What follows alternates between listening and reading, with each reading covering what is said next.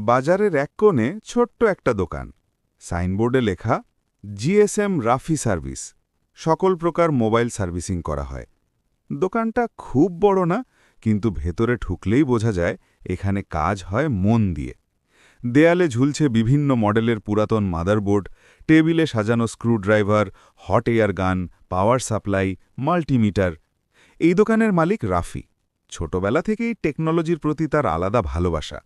স্কুলে পড়ার সময় বন্ধুর ভাঙা রেডিও খুলে ঠিক করেছিল। তখনই বুঝেছিল সে বড় হয়ে মোবাইলের ডাক্তার হবে। রাফির পরিবার খুব গরিব ছিল। কলেজ শেষ করে সে ঢাকায় গিয়ে এক মোবাইল সার্ভিসিং সেন্টারে কাজ শেখা শুরু করে। সকাল ৯টা থেকে রাত ১০টা পর্যন্ত কাজ, আর মাসে মাত্র ৪,০০০ টাকা বেতন।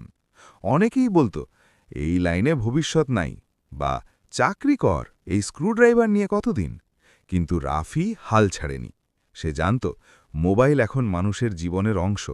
যতদিন মানুষ মোবাইল ব্যবহার করবে ততদিন এই পেশার প্রয়োজন থাকবে। সে ধীরে ধীরে হার্ডওয়্যার, সফটওয়্যার, আইসি কাজ, জাম্পার, রিবলিং সব শিখে ফেলল। কয়েক বছর পর গ্রামের বাজারে ছোট্ট একটা দোকান ভাড়া নিল। শুরুতে কাস্টমার কম ছিল, সারাদিন বসে থাকত, মাঝে মাঝে একটা দুটো ফোন আসত। একদিন এক বৃদ্ধ লোক আসলেন। বাবা, আমার এই বাটন ফোনটা চালু হয় না, এতে আমার ছেলের নাম্বার আছে, বিদেশে থাকে।